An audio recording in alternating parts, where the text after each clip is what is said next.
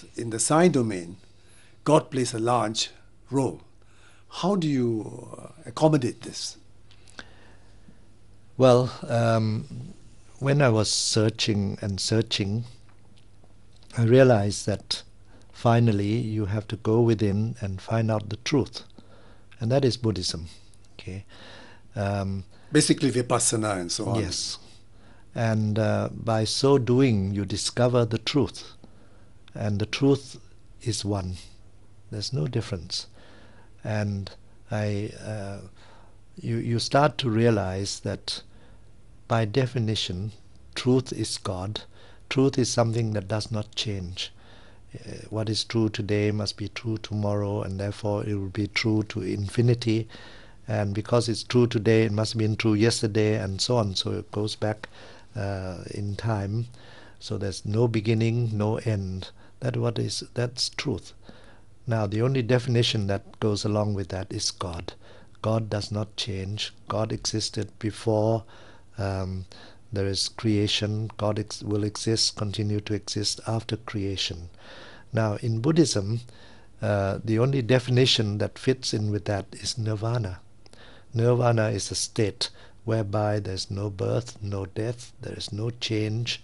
It's a constant peace. It never changes. Okay, nirvana. So really, nirvana and God is one and the same. That's how I feel.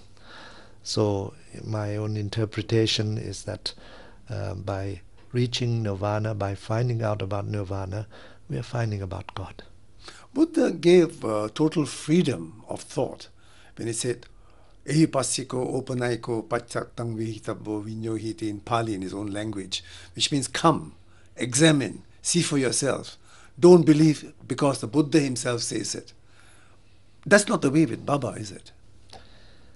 Well, Swami also tells us, come and witness, come and see for yourself. Okay, he does tell everybody that, and Swami has never forced us to believe in anything. He also teaches us to go within, to discover the divinity that is within you. He's not asking us to discover God that is outside. It's something that is in our own mind, in our own heart. That is something that we have to discover. You take one step towards me, I'll take 10, I'll take 100. Bring all your problems to me, and I'll give you joy in return. Buddha didn't say that.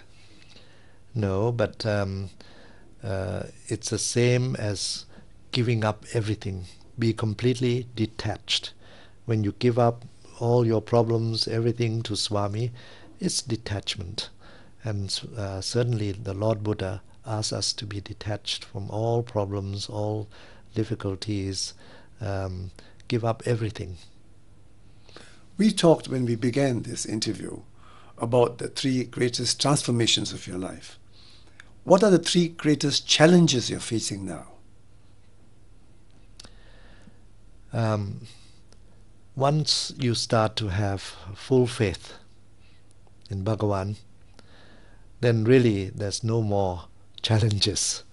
There may seem to be difficulties, but what's the difference between difficulty and challenge? Difficulties is something that you think for yourself, okay? A challenge is something that we need to overcome, something that we need to be able to go over. It's something that Swami may have set up for us so that we can learn from it. Okay, so when we realize that it's all Swami, then no longer is it an obstacle to us, because we welcome everything.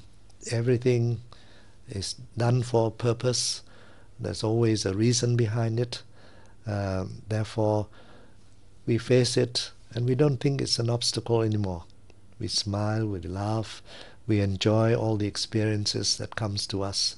So it's a completely different life. But I'm sure you'll understand when I say it's more easier said than done for normal mortals like us.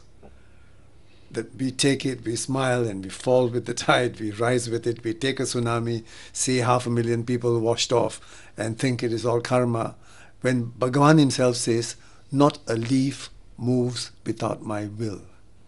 If that is the case, where do you place such catastrophic sequences that are happening around in the world today? Well, as we know, the world is coming to a crisis. That is why we have the avatar, three avatars in succession. Okay, we have Sai Baba of Shirdi. Now we have Sai Baba, Sathya Sai Baba, and now and then the next one will be Prema Sai.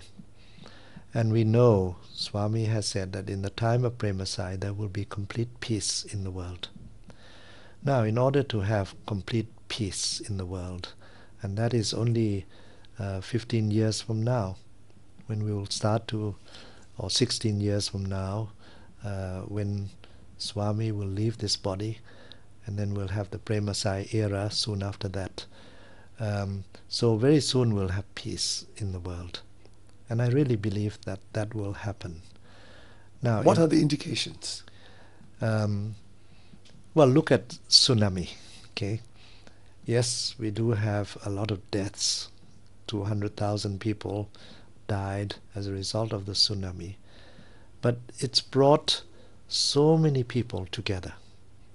People came to their rescue. People came to help those who are suffering. And help came from all over the world. So through disasters, there's a change of heart. You know, many people in Thailand that I observed, they just want to help, they want to give, they want to, they feel that compassion for those who are suffering. Okay, so through disasters like this, that people start to come together. They have greater love. Love starts to emerge. Just as in the World Trade Center, 11th September,